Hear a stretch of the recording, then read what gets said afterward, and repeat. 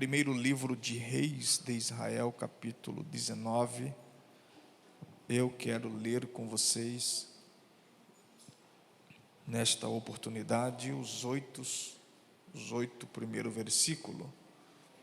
Enquanto você vai localizando o texto, eu quero agradecer a Deus pelo privilégio, pelo presente de poder estar aqui com vocês essa quinta-feira. Deus continue abençoando o pastor Maurício. Pastora, obrigado pela honra, pela oportunidade, pela recepção, a todos os obreiros, pastores, auxiliares, enfim, a toda essa igreja.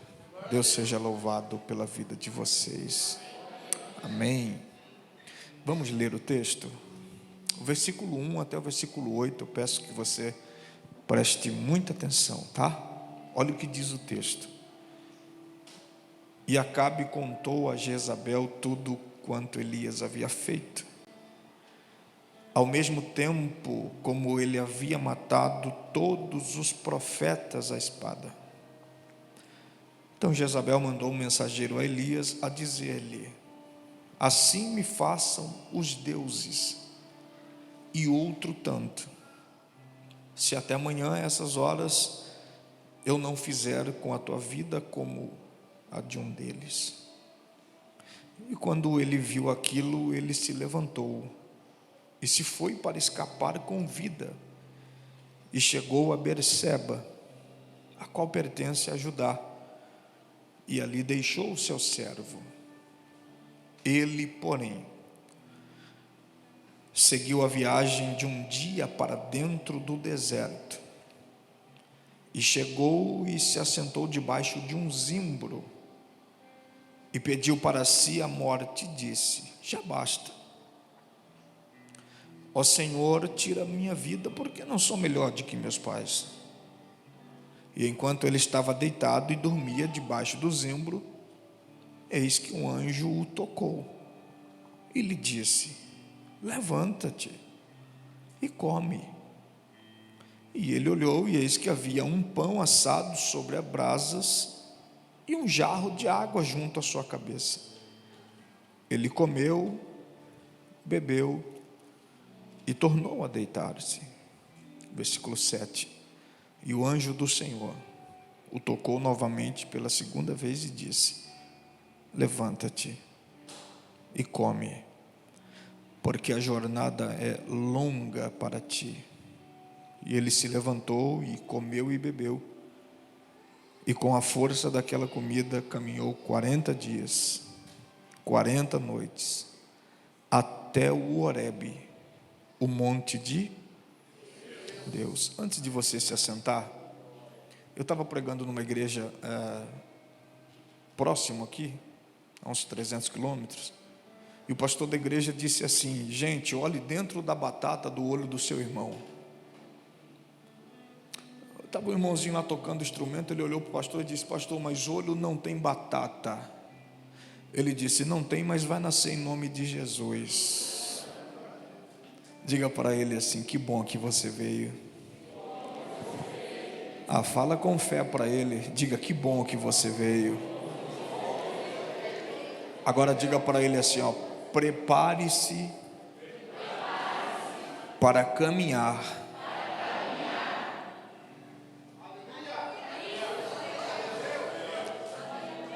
Aí agora, olha para ele de novo e diga para ele assim, ó: você só vai se assentar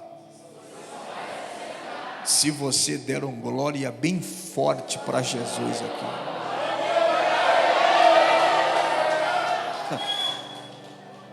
Quem deu glória, senta. Quem não deu, fica de pé.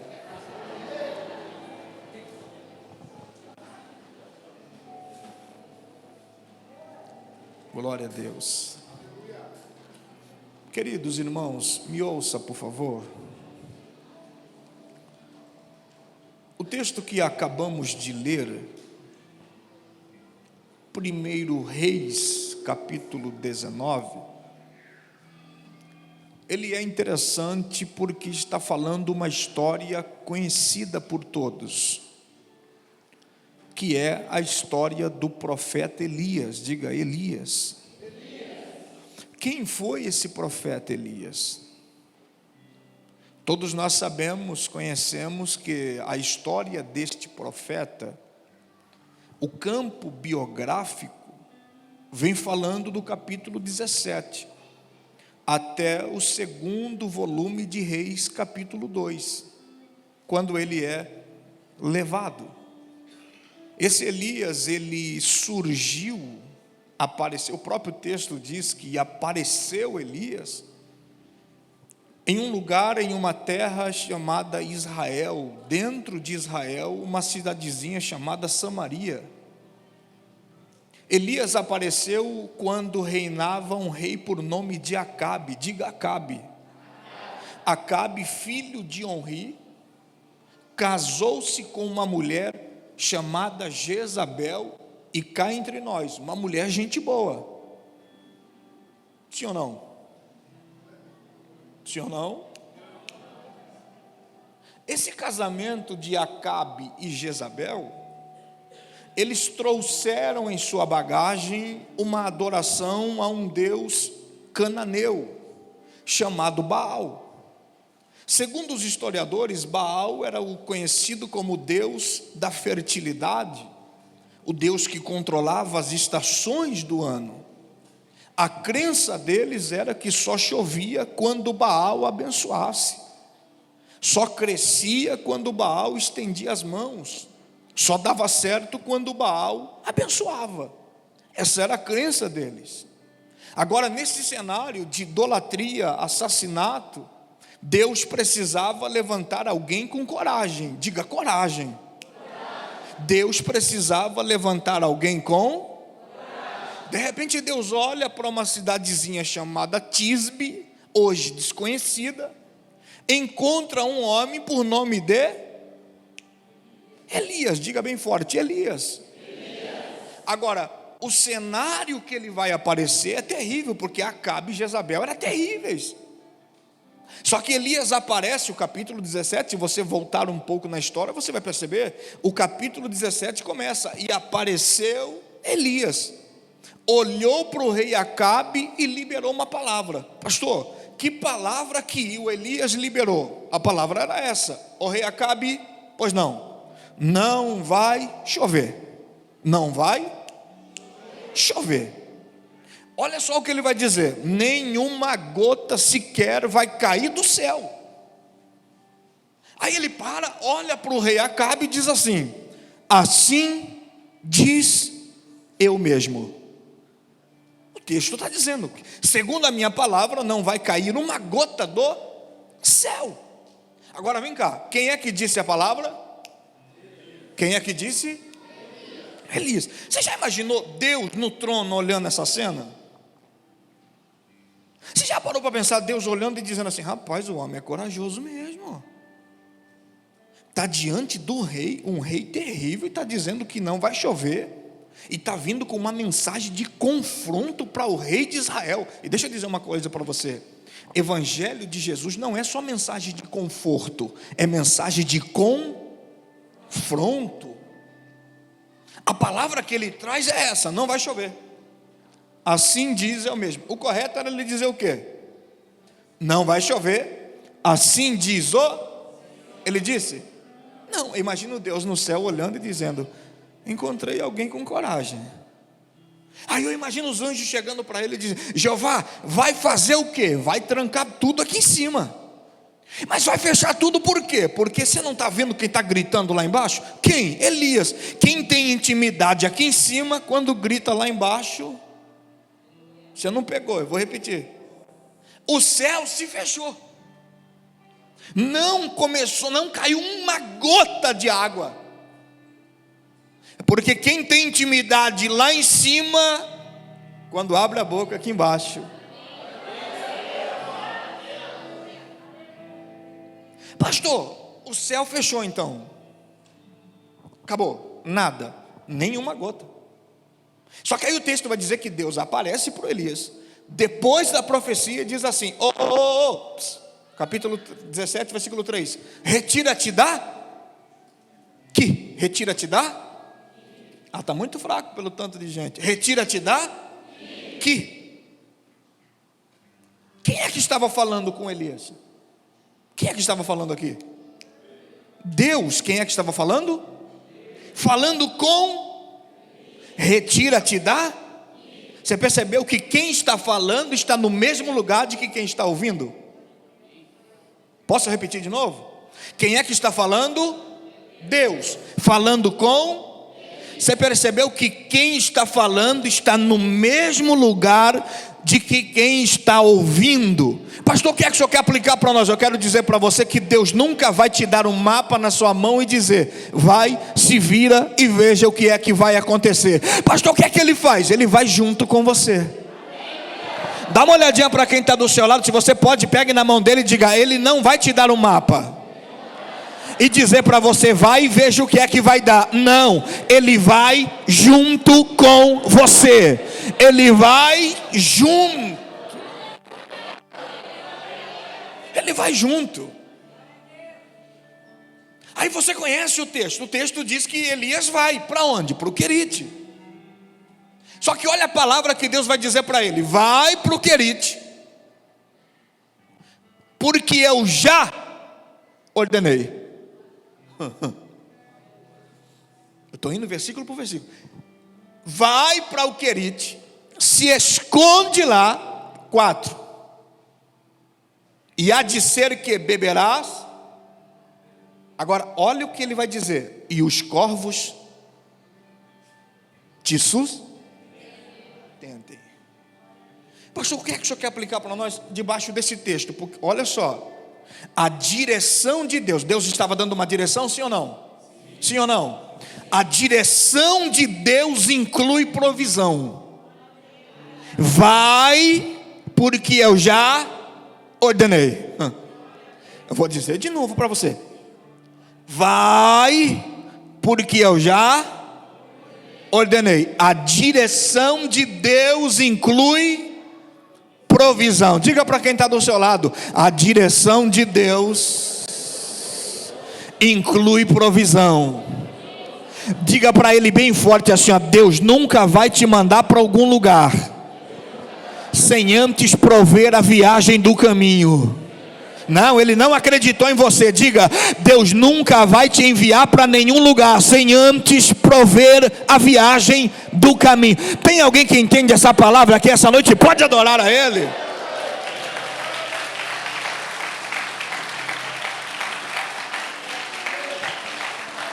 Aí o texto, olha aqui para mim, o texto diz que os corvos levavam pão e de manhã e à tarde. Deus mandou ele para o Querite e usa um corvo para lhe sustentar. Agora vem cá, o que é que o corvo é o parente mais próximo do urubu, o que é que ele come?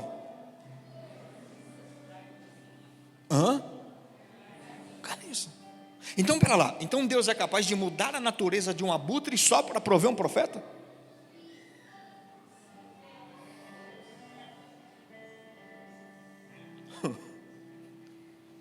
Olha que Deus, como diz o nosso professor teologia, como Deus é terrivelmente terrível. Ele é capaz de mudar a natureza de um abutre só para prover o seu profeta. Agora vem cá, olha aqui para mim. Você sabe que o corvo nunca anda só, sempre está em bando. Agora vem cá, quando você vê um corvo voando em bando, o que é que você pensa? Alguma coisa morta, sim ou não? Alguma coisa ali, ó, daquele lado ali, ó, deve ter alguma. Agora, depois da palavra que o Elias libera para o Acabe queria matar o Elias. Você já imaginou a torre do exército do Acabe olhando para aquela região? Pastor, o que é que eles iam pensar? Iam pensar o quê? Olhando para lá, vendo corvos voando, ia dizer o quê? Para lá não precisa nem procurar. Está aí ou não? Vocês estão aí? Para aquele lado lá não precisa nem procurar, porque se tiver alguma coisa lá já está. Você percebeu que Deus é capaz de confundir o inimigo? Eu vou liberar uma palavra para alguém. Pastor, eu consigo levantar as minhas duas mãos. Então levante as suas duas mãos. Eu vou liberar essa palavra para você. Deus é capaz de mudar a natureza de um abutre para prover um profeta. E Deus é capaz de confundir o inimigo só para prover os seus profetas. Eu vou liberar essa palavra para alguém. Você entrou aqui em 2023 e pode ser que a tua história, a tua casa, a tua família já tinha até corvos voando em direção e alguém dizendo: vai morrer, não vai ter nada, não vai vingar nada, não vai dar certo nada. Mas eu estou em uma palavra para você. Deus está confundindo o inimigo para te dar vitória. Se tem alguém aqui essa noite que acredita, recebe essa palavra aqui essa noite.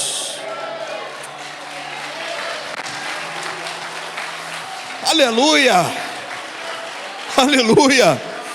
Pegue na mão de quem está do seu lado assim. Eu já vou voltar no texto, mas pegue na mão de quem está do seu lado. Dá uma chacoalhada nele assim, ó. Dá uma chacoalhada nele e diga assim: olhe dentro dos olhos dele e diga: Deus está confundindo o inimigo.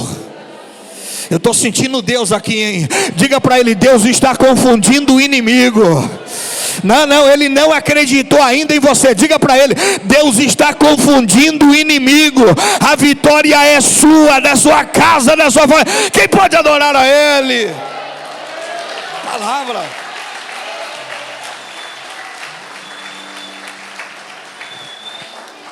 A palavra. Aí o capítulo 17, olha só que interessante. Deus provê, sim ou não? Aí o ribeiro seca, não vai dar tempo de falar sobre isso, mas vamos correndo aqui no texto. O riacho seca, Deus olha para ele e diz: levanta e vai para a região de Tiro e Sidom. Eu estou falando do capítulo 17 ainda. Vai para a região de Tiro e Sidom. Olha a palavra que Deus vai dizer para ele: vá, porque eu já ordenei. O quê? Que uma viúva rica te ajude. É isso? Não. Vai para que uma viúva... Pastor, ele vai para uma cidade ser provido por uma viúva pobre? Ele sentou na mesa da impossibilidade da viúva. Você conhece o texto? Elias chega na entrada da cidade, ela está apanhando o graveto para fazer um bolo, um pão. Elias olha para ela e diz: me dá um copo d'água. E ela diz o quê? Beleza. Ela vira para ir buscar. Quando ela vira, o texto diz, e Elias disse: mulher, me traz também um pequeno pedaço de pão. Ela olhou para ele e disse: água até tem. Olha que prova, irmão. Água até tem, mas o que tem aí é para mim e para o menino. Eu acho lindo que Elias vai dizer para ela assim: vai, porque assim diz o Senhor, da farinha da panela não vai faltar. Irmão, Elias precisava ser provido, sim ou não? E quem que precisava de um milagre? A viúva. Pastor, o que é que o senhor quer ensinar para nós? Eu quero ensinar para você que em 2022 você pode até ter sido provido, mas em 2023 você vai prover. Não, você não pegou essa palavra. Eu vou dizer de novo: 2022 você pode até ter sido provido, 2023 você vai prover. Diga para quem está do seu lado: pega essa palavra, provido para prover.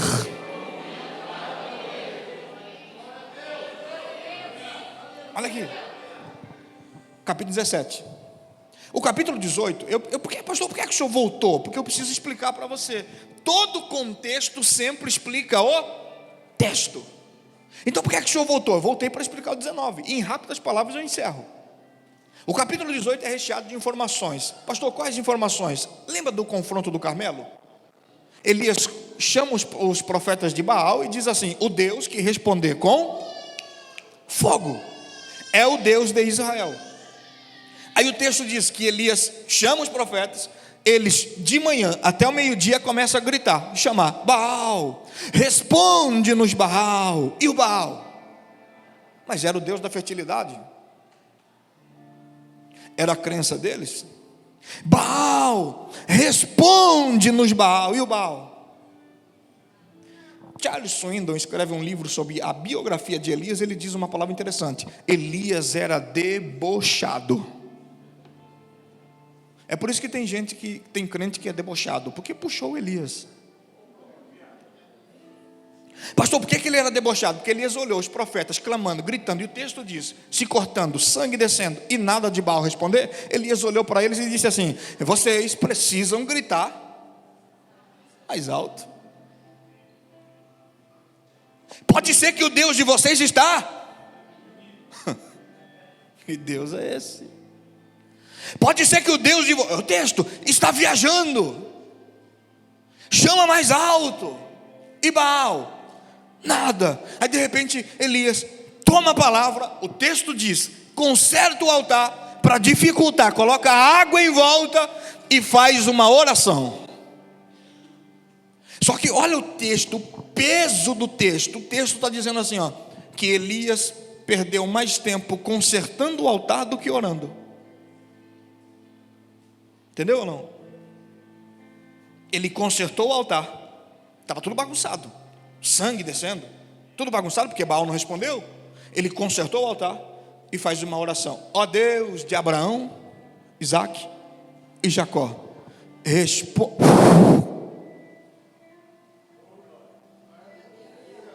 e o fogo desceu. Desceu o quê? Diga bem forte: fogo. Desceu. O que é que o Elias faz? Ele matou todos os profetas, 850 profetas. Ele matou a espada, desceu no vale e matou. Aí ele sobe, é aquele famoso texto que ele manda o menino ficar olhando, lembra? 7 vezes, vai lá e veja se está vindo chuva. E o menino vai, a primeira, segunda, terceira, quarta. De repente na 7ª ele volta e diz assim: meu senhor, pois não, eu vejo uma pequena. Pequeno o quê? Uma nuvem. Que tamanho que é? Do tamanho da mão de um? Que tamanho que era essa nuvem? Aí o Elias diz assim: ops, vai lá e diga para o Acabe. O quê? Que está vindo uma abundante chuva. Mas a nuvem era... Irmão, é só crente que faz 12 dias que enxerga isso. Vê uma pequena nuvem e diz: está vindo uma abundante chuva. Aí o que é que o texto diz? O texto diz que ele diz assim: vai lá e diga para o Acabe: aparelha os teus carros e cavalos, e ó, dá linha na pipa, vaza. Para onde? Jezreel, capítulo 18, os 2 últimos versículos. E ele partiu para Jezreel, montado a cavalo. Diga cavalo. Ele estava montado a cavalo. Olha aqui para mim. Qual era o nome da cidade que eu acabei de dizer? Jezreel. Pastor, onde é essa cidade? Eu vou explicar agora. Elias foi de que para Jezreel? Elias foi a pé. Acabe foi montado nos carros e nos cavalos. Pastor, que cavalos eram esses? Cavalo top. Não era aqueles cavalos que pelo menos na minha cidade você vê andando pela rua, só a capa. Era cavalo top. Só que ele sai montado nos melhores cavalos da época. Elias sai montado em quê? Nas suas próprias pernas. Só que o texto diz assim, ó, que partiu Acabe, Elias partiu depois e chegou adiante. Como é que você explica isso aqui? Alguém que sai a pé, depois chega primeiro de quem saiu montado nos melhores cavalos da época. Pastor, por que é que ele chegou primeiro? Porque você já parou para pensar na semântica da palavra Jezreel, que significa? Jezreel, lugar que Deus semeou. Agora vem cá, você acha que o Acabe iria chegar primeiro no lugar que Deus semeou? Você não entendeu? Vou repetir. Você acha que o Acabe iria chegar primeiro no lugar que Deus semeou para o Elias chegar? Pastor, por que é que ele chegou primeiro então? Porque o texto diz que o Espírito do Senhor estava sobre ele. Pastor, por que é que ele chegou primeiro então? Para cumprir o Salmo de número 20, versículo 4. O que está escrito? Uns confiam em carros e cavalos, e nós faremos menção do nome do Senhor. Agora aqui, ó, capítulo 19, para a gente encerrar. Pastor, o que é que aconteceu? Lembra o texto que eu acabei de ler? Se deu depois disso aqui. Então aconteceu tudo isso antes do 19. Isso é o contexto. Aí o Acabe chegou em casa, depois que ele foi para Jezreel, chegou em casa e disse assim para a esposa: o Elias aprontou mais uma. O que é que ele fez? Ele matou os nossos profetas. Ele fez o quê? Matou. O que é que você vai fazer? Eu não sei, eu vim ver com você o que é que a gente vai fazer. Ela olha para ele e diz assim: deixa comigo. Chamou o mensageiro, olhou para o mensageiro e diz assim: ó, vai até o profeta Elias e diga para ele que os deuses me castiguem se amanhã eu não fizer com ele o que ele fez com os meus profetas. A mensagem era essa: amanhã, a essa hora, você vai estar morto. Agora você acha que alguém que foi provido por um corvo, orou, parou a chuva, orou, fogo do céu, foi provido, iria ficar com medo, e matou 800 profetas, iria ficar com medo de uma mensagem, de uma mulher? Você acha que ia ficar ou não? Ele ficou. Ele ficou. Pastor, o que é que ele fez? Ele ficou com medo e saiu do lugar que não era para sair. Olha para você ver como o medo é terrível. O medo é tão medroso que ele não gosta de ficar sozinho. Que não seja eu e nem você. Aí o medo fez o que com ele? Levou à impaciência. E a impaciência? Desobediência. E ele fez o que? Saiu do lugar. Saiu por quê? Por causa de uma ameaça, por causa de uma mensagem. Ameaça, ele saiu do lugar. E de repente Deus nos trouxe aqui essa quinta-feira para dizer para nós: pode ser que nós estamos vivendo alguma ameaça. E estamos aqui nesses dias proféticos dizendo assim: o que será que vai acontecer? Deus está dizendo: fica no mesmo lugar, não saia, não arreda o pé. Pastor, as pressões estão demais. Eu sei, eu vim pregar para você essa noite, mas não se mova do lugar. Eu estou liberando essa palavra para alguém. Deus está dizendo para alguém: se você permanecer, se você ficar, eu fico com você. Se você permanecer, se você ficar, eu vou liberar essa palavra até alguém glorificar Deus e receber ela. Se você ficar, eu fico com você. Se você ficar, eu fico com você. Eu estou liberando essa palavra. Se você ficar, eu fico com você. Olha aqui. E o que é que ele faz? Ele sai do lugar. Quem mandou sair? Deus? Não, ele saiu por conta própria. 17 e 18 ele só se movia quando Deus falava. 19, Deus não falou nada e ele sai. Nessa saída, o texto diz que ele começou a sair e deixou um servo para trás. Ele deixou quem? Um servo para trás. Então olha só, quando eu começo a me desconectar do ambiente que Deus falou que não era para eu sair, eu começo a deixar pessoas para trás que não era para deixar. Está aí ou não? Está aí ou não? Então eu saio do lugar, perco pessoas, e o versículo 4 diz: e entrou ele no deserto. Entrou quem? Elias no? Então olha essa palavra que eu vou dizer para você: quando eu saio do ambiente que não é para sair, eu perco pessoas que não era para perder, e ainda entro em ambientes que não era para entrar. Pastor, o que é que diz o versículo 4? É aquele relógio que eu tenho que seguir? É o meu? Então eu tenho mais 10 minutos. Olha aqui para mim. O texto diz que ele entrou no deserto. Entrou no deserto e foi se esconder debaixo de um zimbro, sombra.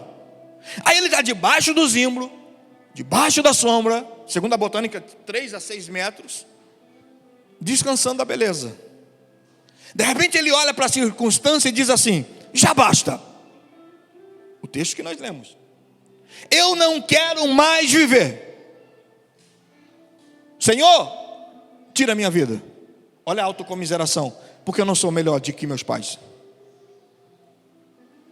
Você já imaginou se Deus levasse em consideração tudo que a gente fala? Olha o que ele vai dizer: tira a minha vida, já basta, não dá mais. A palavra já basta, você sabe, o verbo está no presente, ele está falando da sua situação atual. Ele está querendo morrer por causa de quê? Por causa do deserto, diga deserto. Ele está querendo morrer por causa de quê? Que ele mesmo escolheu. Ele toma uma decisão e entra. E eu gosto de um filósofo, você conhece, o Mário Sérgio Cortella, diz uma frase interessante: nunca tome uma decisão permanente em uma situação que é temporária. Está aí ou não?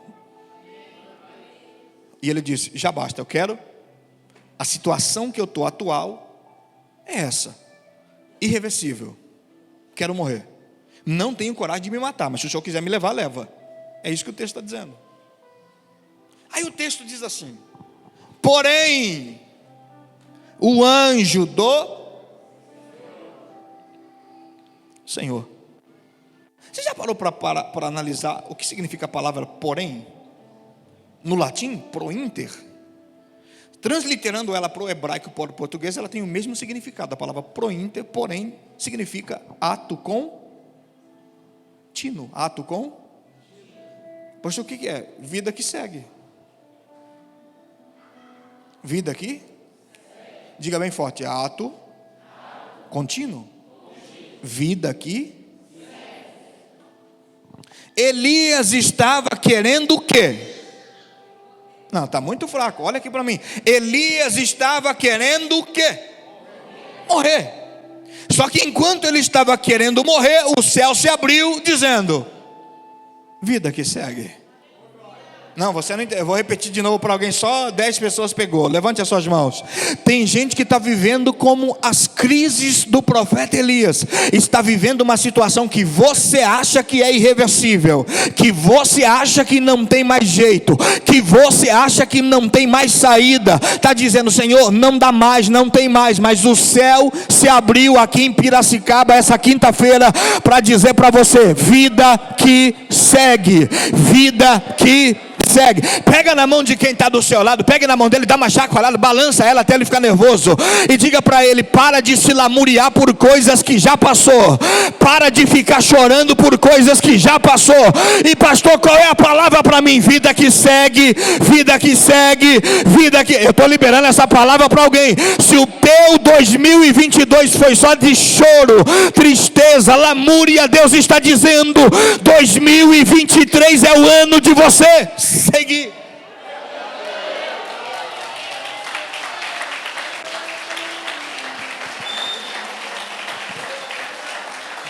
Agora olhe dentro dos olhos dele e diga para ele assim: vai ficar chorando até quando?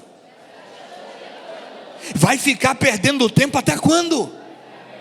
Vai ficar vivendo desse passado? O passado é uma roupa que não te cabe mais. Olhe para ele hoje e diga: adeus, vida que segue, eu estou indo. Esses dias chega alguém na porta de uma igreja que eu acabei de pregar e disse assim: pastor, eu quero tirar minha vida, eu estou chateado, deprimido. Eu falei: quantos anos você tem? 17. Eu disse: você quer fazer tudo isso por quê? Porque fulana me largou. Eu disse: quem? Fulana. Eu disse para ele assim: meu irmão, você está muito fraco de Bíblia, hein? Ele disse: por quê, pastor? Eu falei: porque você não está lendo a Bíblia. Pastor, o que é que eu tenho que ler então? A Bíblia te ensina: você precisa amar o próximo. Pastor, como assim? Não deu certo com ela, ame o próximo. Diga: vida que segue. Vai ficar chorando até quando? Eu não sei se você veio esperando hoje uma palavra que viesse a tampa da chaleira voar. De repente Deus vem aqui e fala assim: ó, hoje ela não vai voar, hoje é o fundo que vai ceder. E Deus está dizendo: a tua vida precisa seguir. Agora olha aqui para mim e eu encerro. Fechei a Bíblia. O texto diz que quem é que desce para socorrer o profeta? Um anjo. Agora vem cá, você sabe numa aula de angelologia que os anjos só obedecem ordem de quem? De Deus. Você imaginou Deus no céu, o eterno no céu, olhando para a eternidade e dizendo assim: eu preciso de um anjo, aqui, agora, rápido. De repente o quartel angelical se apresenta: pois não, Jeová, qual é a missão? A missão é essa: descer. Descer aonde? No deserto. Vai fazer o que lá? Olha lá quem está lá. Imagina o anjo.